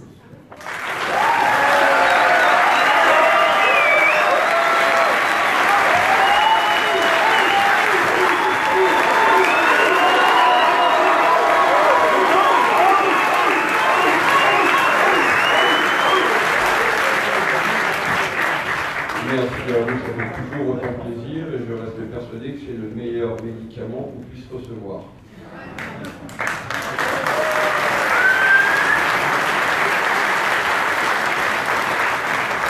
Alors justement, je vais sortir un petit peu de ce contexte-là, de l'Europe, et j'y reviendrai dans 2 minutes. Justement, ce médicament, aujourd'hui, que vous me faites bénéficier de par votre soutien ou vos applaudissements, quand vous avez l'occasion de me voir, ou des échanges qu'on peut avoir, j'aimerais, avec le cœur, faire aussi profiter une autre personne qui se trouve aujourd'hui présente dans la salle, malheureusement, qui a été aussi peinée et blessée dans son âme la plus profonde de par les violences policières orchestrées par le gouvernement.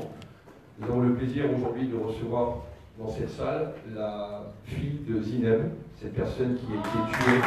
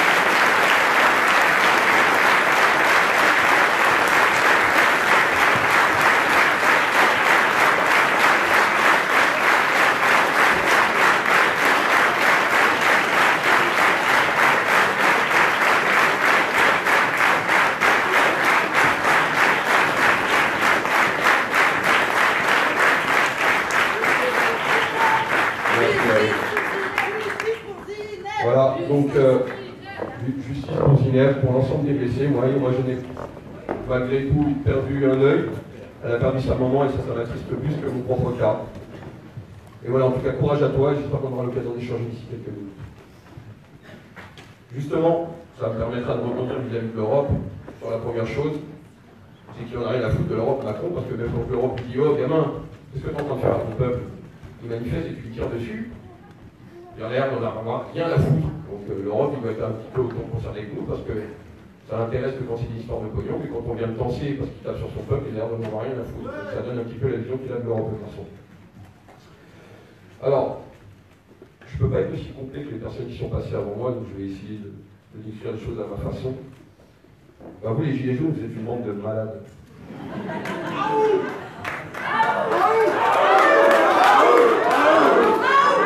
Mais apparemment, c'est une bonne maladie. En plus, on est contagieux.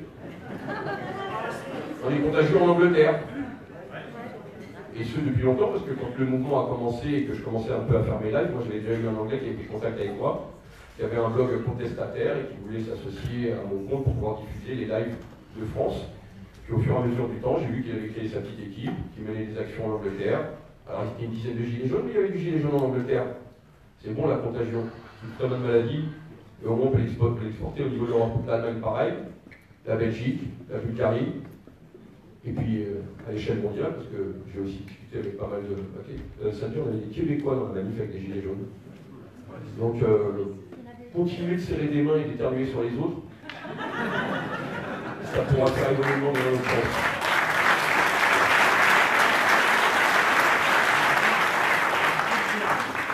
Donc tous n'ont pas forcément les mêmes revendications que nous, en tous les cas, mais la plupart en tout cas sont sur des revendications salariales et sur ce aussi ce schéma anti-système qu'on essaie de leur imposer au niveau de l'Europe ou nationalement au niveau de leur pays. Donc ça fait plaisir au moins qu'on reste, en tout cas à la France, une valeur de référence et un exemple en termes de révolution, si révolution il y a, parce qu'on l'a toujours été depuis 200 ans. Donc on est encore une fois en train de donner l'exemple au monde entier que quelque chose ne va pas et qu'on est là pour les changer, donc qui nous aiment, nous suivent. Au niveau de l'Europe, on a M. Macron qui voulait incarner un certain modernisme et un certain progressisme en Europe. Alors moi je suis bien content qu'aujourd'hui on ait mis à mal tout ça, que sa voix ne porte plus en Europe et qu'il ne soit même plus écouté, ne serait-ce qu'à l'échelle mondiale. Et rien que pour ça, je voudrais vous remercier du boulot que vous faites, parce qu'à vouloir se prendre pour Dieu le Père en France, en tout cas il se fait rabrouer à l'ensemble de l'Europe, et ça lui fera du bien. Sauf que moi j'aimerais qu'il se casse encore plus les dents. Parce qu'il y a des faudriers de parquet pour se prendre pour le plus grand, moi je voudrais qu'il se les casse son parquet. Hein, moi je peux me permettre de parler comme ça, il m'a cassé un œil, donc je voudrais bien qu'il se casse les dents. Et l'image, c'est pas qu'une métaphore, c'est la triste réalité. Moi je m'engage Et je sais que ça emmerde beaucoup de monde, en tout cas à l'échelle des médias, de ne pas savoir quelle est mon étiquette politique ou qu'est-ce que je pourrais voter, parce que moi-même je ne le sais pas. Mais en tout cas, je vous assure, je ne voterai pas Macron aux prochaines européennes. Et j'en appelle à l'ensemble.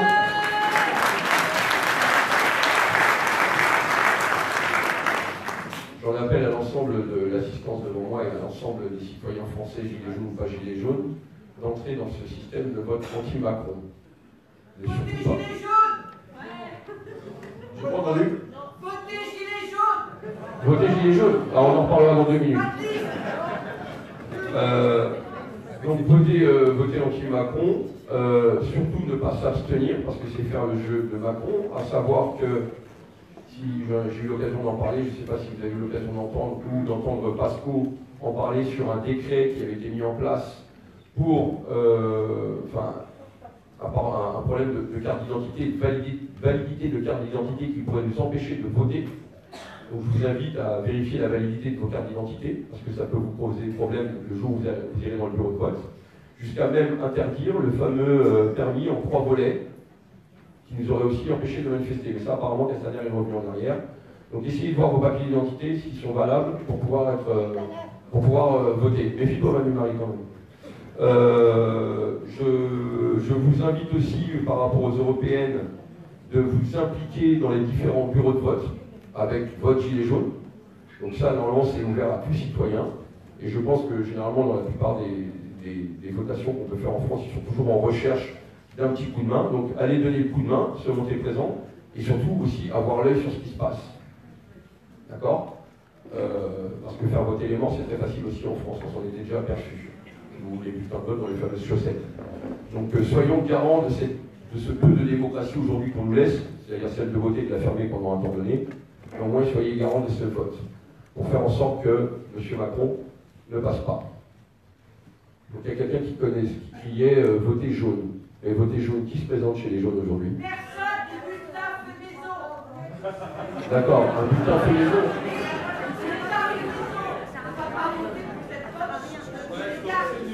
Moi je veux bien, mais tu vas mettre on en revient à l'abstention ou en vote nul, tu mettras un bulletin jaune, il sera nul et ça ne fera que le jeu de Macron. Voilà. Moi, par rapport à ça, le pire jour, pour rebondir à ce que tu dis, le pire jour que j'ai pu vivre au sein du mouvement, à défaut de l'attaque que j'ai subie à la Bastille, c'est 2 jours avant. C'est le jour où la comte Levavasseur, le copain Ike et bien d'autres ont décidé de créer une liste aux européennes, grand bien leur face, je ne juge pas, je constate. Je constate surtout qu'au niveau du mouvement et de la base du mouvement qui marche le samedi, 90% des gens n'étaient pas d'accord. Vous confirmez? Voilà, non, parce que j'ai quand même eu M. Hay qui est venu me voir en me disant « Mais pourquoi tu fais ça et pourquoi tu es contre moi ?» Je ne suis pas contre lui, je l'ai simplement invité à venir marcher le samedi dans le mouvement, de venir rencontrer la base, il s'apercevrait de par lui-même que les gens n'en veulent pas. Donc, voter jaune pour une liste politique, moi qui veut le faire, faites-le. Mais moi je ne suis pas à même de vous dire qui voter. Pourquoi je dis ça? Parce que le jour où elle a sorti sa liste de Vavasseur, j'en ai pris plein la gueule de jaunes qui me téléphonaient et qui me disaient « Putain, mais vous faites quoi ?» Moi je ne fais rien personnellement, j'y suis pour rien et j'y suis personnellement contre. Par contre, le paradoxe c'est le suivant, c'est que j'avais des gens qui m'envoyaient des messages ou qui me téléphonaient qui me disaient « Mais Jérôme, on vote quoi ?» Oh les gars, vous voulez un leader dans le mouvement ou vous voulez pas de leader? D'accord? Donc même en tant que leader, je n'ai pas à dire pour qui tu dois voter, et je n'ai même pas à te demander pour qui voter. Donc votez en votre âme et conscience, au moins pour faire barrage à Macron. Ayez un vote utile qui fera que ce monsieur ne passe pas. Qu'à défaut de se prendre pour Dieu le Père en France, on ne lui donne pas cette facilité d'être Dieu le Père en Europe. Parce que je vous le dis très honnêtement, s'il passe en Europe, on va prendre 10 fois plus cher. Il faudra juste traduire dans les 27 langues, ou je ne sais pas combien de langues en Europe en tous les cas, que l'unique programme de Macron, c'est LBD dans la tête du peuple. Ferme ta gueule et marche. Au revoir.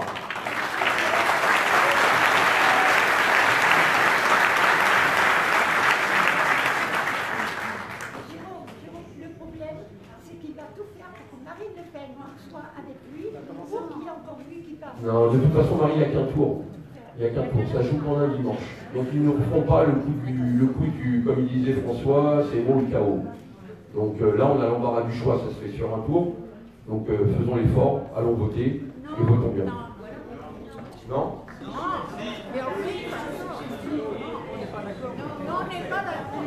De toute façon, il y a des questions, donc on pourra y revenir, pour penser à les noter sur les papiers, on pourra revenir au jeu des questions.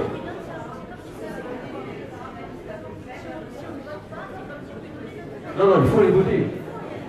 Voilà, alors moi pour le coup, je n'étais pas un gros votant parce que quand en 2005, la dernière fois que j'avais voté, l'avant-dernière fois que j'avais voté, c'était en 2005.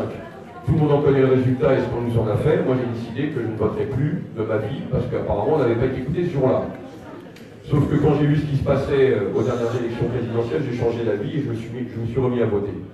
Donc je vous appelle, moi en tout cas, à voter le plus fortement possible et d'essayer d'aller convaincre les autres d'aller voter et surtout d'aller voter anti-Macron parce que quand on voit le mal qu'il fait à la France, on va peut-être pas non plus faire bénéficier ça aux autres pays.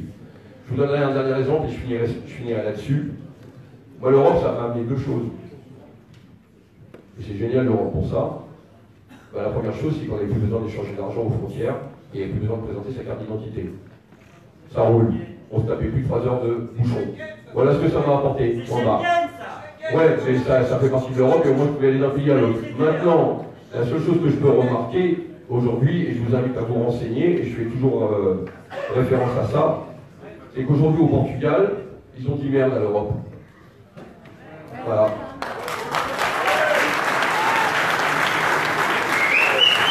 Ils ont dit merde à la troïka, ils ont dit merde à l'austérité. Particularité, vous avez un président de droite.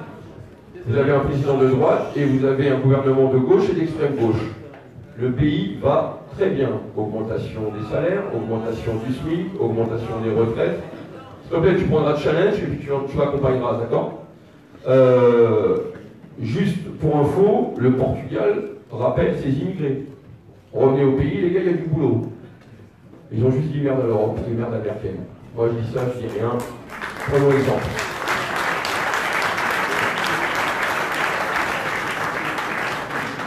Merci à vous la famille, et puis on lâche rien, montrons à Macron et l'Europe de quoi on est capable en France.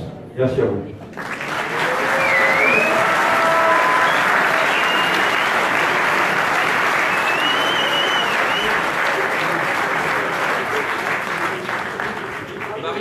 Marie, les questions-réponses après. Je veux savoir, Sarkozy a refusé... Madame, ça vous embête. En plus, les gens vous entendent pas, on fait des questions-réponses après.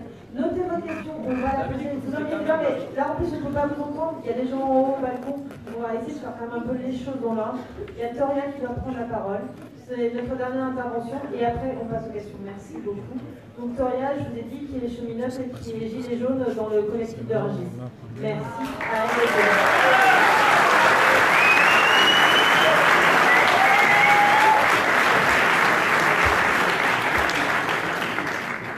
Bonjour à tous, bonsoir à tous.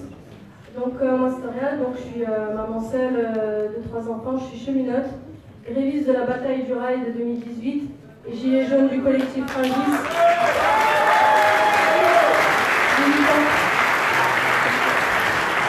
Militante à Révolution permanente, le média en fait que vous connaissez quasiment tous. Les premiers à avoir relayé la lettre de la fille de Zeynep Redouane, que je remercie chaleureusement de sa présence. Et donc voilà, moi je vais intervenir en fait. Désolée, j'ai pas l'habitude comme les autres camarades.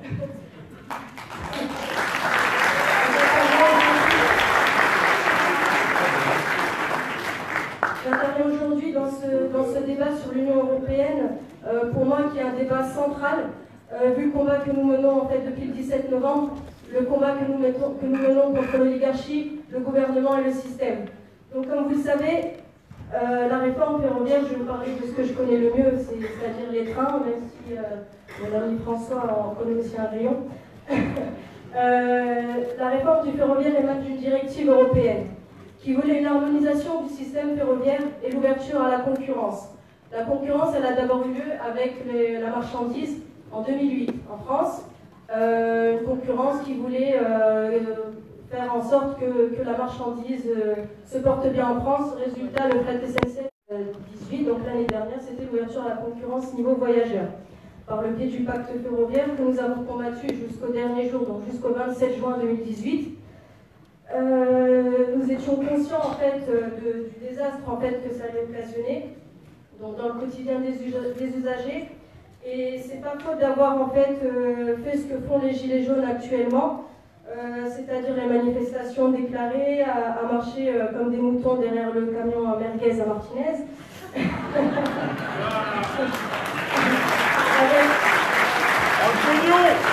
Avec des faux chiffres, comme vous connaissez tous, les faux chiffres du gouvernement, on était une centaine de cheminots grévistes l'année dernière.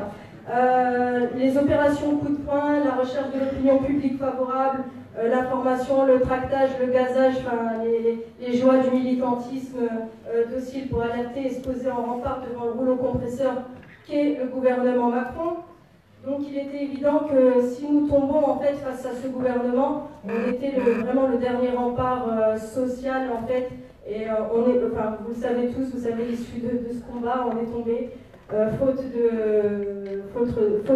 de soutien, et faute de soutien, et c'est aussi une faute de politique syndicale qui a été désastreuse, et donc voilà, vous connaissez la suite.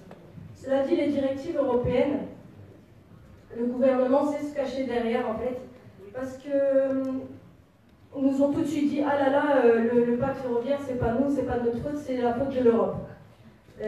Moi j'ai envie de vous dire que non, ce n'est pas l'Europe qui impose, mais c'est bel et bien le gouvernement et le patronat français.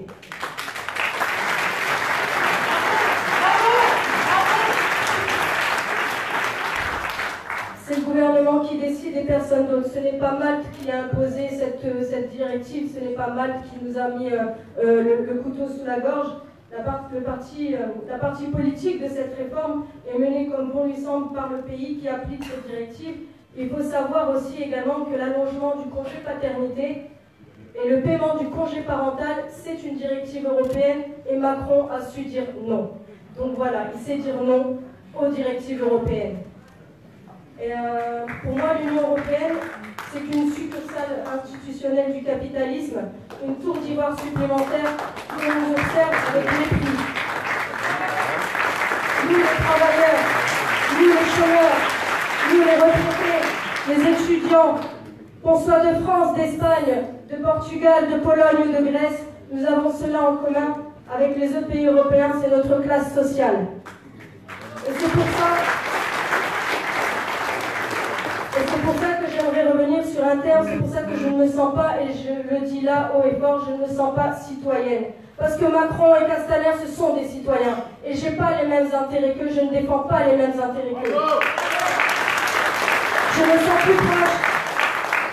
Je me sens plus proche de la travailleuse estonienne, d'un cheminot espagnol, que celle de charlatan. J'ajouterais même que je me sens plus proche d'un cheminot malien qui sont récemment en grève pour leurs droits, pour réclamer en fait à leur patron que leur salaire soit versé, où ils ont été privés de salaire depuis plusieurs mois. Et je me sens aussi proche des femmes d'Honnête et d'Ayat, ces femmes courageuses qui ont combattu le patronat et qui ont mené une lutte victorieuse et exemplaire, qui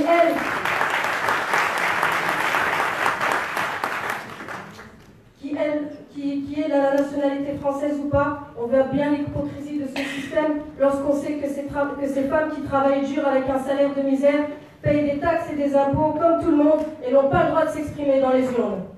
Donc voilà. Alors que j'entends des nationalistes, souverainistes, populistes sur la psychose de la vague migratoire qui va déferler sur l'Europe comme les fameuses élucubrations du pacte de Marrakech qui fait plonger la tête la première bon nombre de gens très influençables, tout ça me fait rire sur les tentatives de récupération grotesques du mouvement. Les gens ont compris que le véritable problème, c'est pas l'immigration, mais bien la répartition des richesses, le fait d'une poignée de grands patrons.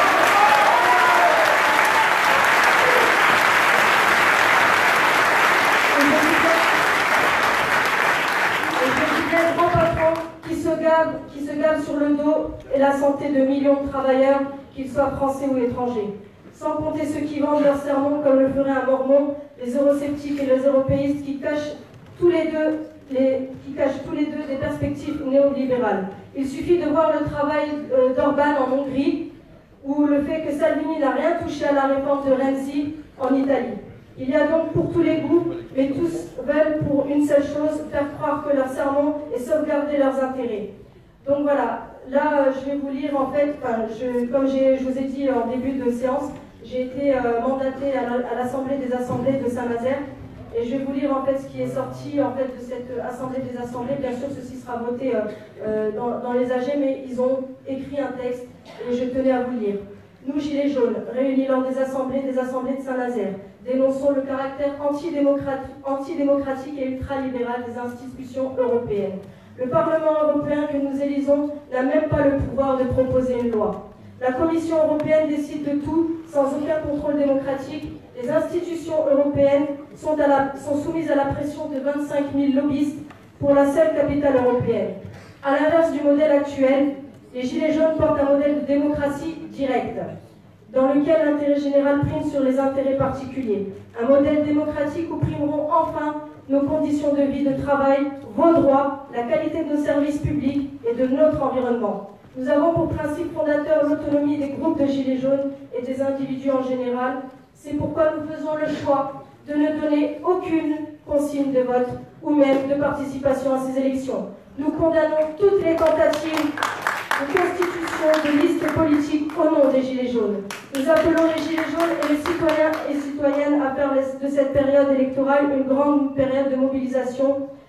Nous proposons d'organiser une campagne d'information et de sensibilisation contre les institutions européennes et leur politique libérale, de tourner en dérision cette mascarade électorale.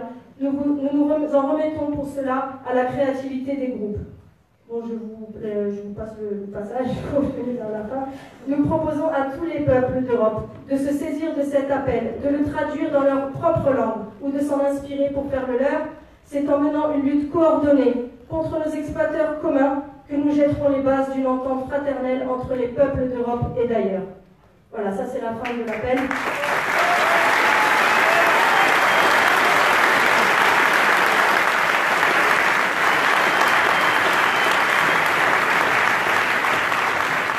Donc on voit bien la volonté de dénoncer la politique libérale antidémocratique européenne, un lieu de pouvoir où toutes les décisions sont prises sans que nous, les exploités, n'ayons mot à dire.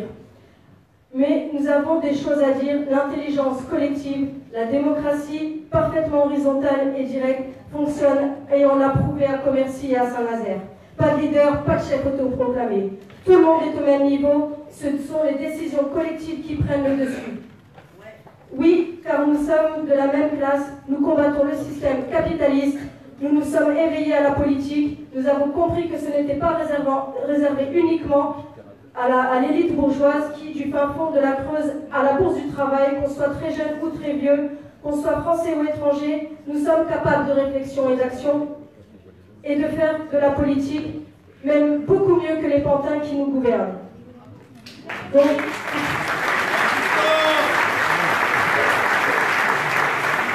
nous nous sommes levés le 17 novembre d'une seule et même voix. Nous sommes issus de la même classe sociale. Nous devons construire notre lutte et devenir une force unitaire. Que notre combat traverse les frontières et déferle sur le monde entier.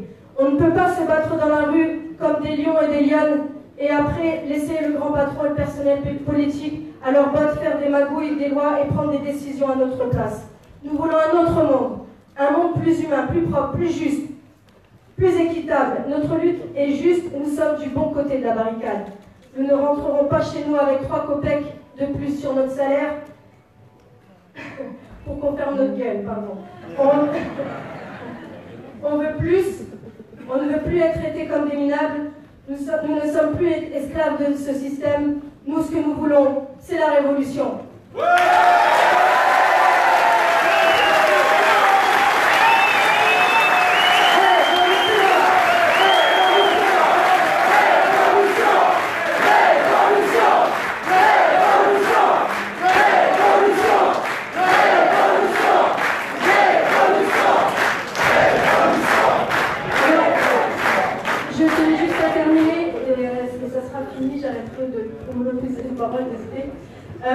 Le 1er mai, oui, c'est une date importante, Juan Branco en a parlé. Paris capitale de l'émeute, et on aimerait que ça s'étende plus que le 1er mai. Pourquoi un jour et pas en faire à partir de ce jour une semaine de combat tous ensemble et de façon coordonnée. Voilà.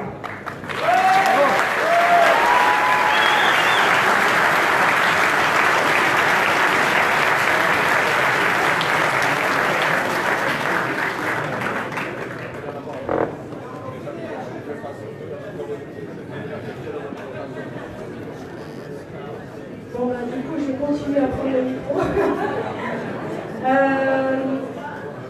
Il y a un appel aussi qui est sorti de Montpellier, des Gilets jaunes de Montpellier.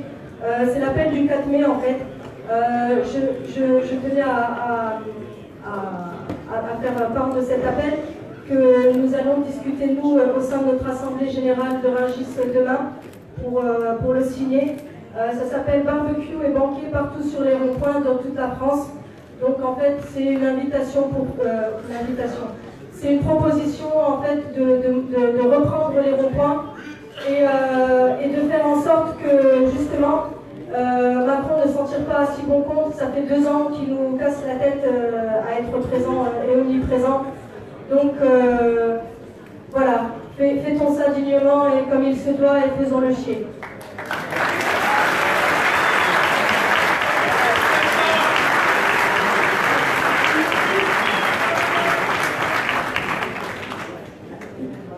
Il y a un de nos intervenants qui doit partir parce qu'il est attendu par les Gilets jaunes de Versailles. Et... je vous laisse deviner lequel. Et donc il va répondre en premier aux questions que vous lui avez posées. Grande pensée pour les Gilets jaunes les plus courageux de France après les Gilets jaunes de Delhi, je pense. J'ai reçu beaucoup de questions qui sont très importantes, dont une très belle qui me demande comment je vois l'être au monde de l'humanité dans un futur lointain, et à laquelle je vais essayer de répondre par la suite. Mais on vient de me transmettre une information importante. Tu vas mettre. T'as mis ton slip sur la tête. Mimi Marchand, dont vous avez peut-être entendu parler, était au Beau d'Élysée encore hier soir. Mimi Marchand, qui a été pourtant exposée dans sa veulerie, dans la corruption qu'elle a mise en œuvre avec l'aide de Lagardère, notamment dans Paris Match, dans l'organisation de fausses paparazzades visant à introniser Macron auprès du peuple français, en prétendant que c'était qui était expulsée de l'Élysée lorsque l'on a révélé qu'elle avait été condamnée pour trafic de stupéfiants en convoyant 500 kg de hashish dans une camionnette, qui a été présentée à Emmanuel Macron par Xavier Niel, dont on connaît le passé, sa mise en examen pour proxénétisme, sa condamnation pour recel de biens sociaux, et j'en passe. Cette personne continue à fréquenter les ordres de la République et continue à opérer pour diffuser des fausses informations auprès des citoyens et essayer de participer à l'opération de propagande d'Emmanuel Macron. Alors la source est certaine, hein, c'est le Figaro, une journaliste du Figaro qui m'a raconté, donc on lui fait confiance pour être bien informé sur les cancans de l'Élysée. Et je voulais dire par là que l'indifférence complète que ce gouvernement a à votre égard, à notre égard, mais aussi à une quelconque forme de mouvement que l'on pourrait enclencher dans les élections qui viennent, me pousse à vous redire l'importance de l'indifférence que l'on doit leur rejeter pour ces élections-là. Je ne vais pas, et c'est pour ça que je ne vais pas rentrer dans un débat avec Jérôme sur s'il faut voter ou non. Je ne veux pas que l'on s'use sur la question des européennes. Il nous faut enjamber cette question. Il nous faut tout simplement leur envoyer l'indifférence qui nous renvoie depuis des mois, avec leurs opérations de propagande, avec ces élections qui, encore une fois, amènent à élire quelques dizaines de députés, 70 députés sur plus de 800, qui n'ont même pas la possibilité de proposer des lois. Et pour lesquelles, lors de ces élections, de toute façon, il y aura quelque chose qui s'appelle le socle bourgeois, qui se mobilisera et qui assurera Macron, quel que soit notre degré de participation, 20 à 22%, c'est-à-dire la première ou la deuxième ou la troisième place, c'est-à-dire, quoi qu'il arrive, pas un effondrement. Donc si l'on veut s'assurer une victoire, la seule façon de le faire, c'est se désengager, de continuer cette lutte usante et terrifiante que l'on a commencé depuis 4 mois et qui est la seule à même de lui arracher quelque chose. À travers cette élection, nous n'obtiendrons rien, nous le savons, Et donc à partir de là, pourquoi d'une part se diviser? C'est là où je dis indifférence, quel que soit votre choix, il n'y aura aucun choix condamnable, mais d'autre part, cessons d'en parler et continuons à parler de nous et de notre organisation, de notre capacité à provoquer cette bascule à laquelle j'appelais. Merci.